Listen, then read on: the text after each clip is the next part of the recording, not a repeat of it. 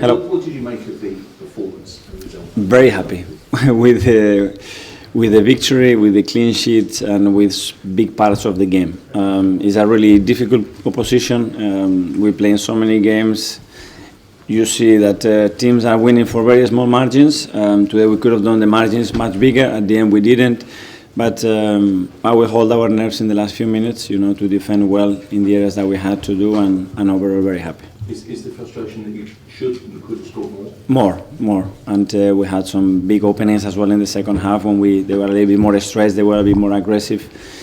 The big header of Gavi as well, 1 yard. So we should have scored more, but it's the consistency. The team conceded nothing again. The defensive behaviors were again outstanding. So that's something that's going to give us always the chance to win games. Kai, for the last time. Last question. Yeah. For your career. It's about Saka, and there's been a few reports suggesting that he's had surgery on his hamstring injury. Can you confirm or deny that? And if so, can you give it? I would prefer to leave that to the doctor himself, but he had a procedure, everything went well, but unfortunately he will be out for many weeks. And also, is there more positive news on Raheem Sterling as well? Yes, the news with Rush I think is better. We have to see this week how he evolves, but we expected the knee injury to probably take longer than actually the way the knee is evolving in the last few days. So hopefully that's good because we need him. Nick, Guardian.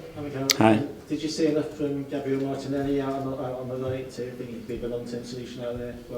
As I said, I think the replacement of B is going to be the team, and that unit in particular, and having minutes together and asking different things and doing that. There was moments that it flowed really well. It was moments that we can still have some work to do there and improve it and adapt to the qualities of the individuals. And I'm certain that we're going to do that.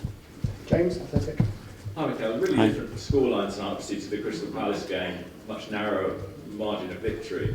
But in terms of the complete performance and not giving anything away, do you think this was a more satisfying performance for you as manager?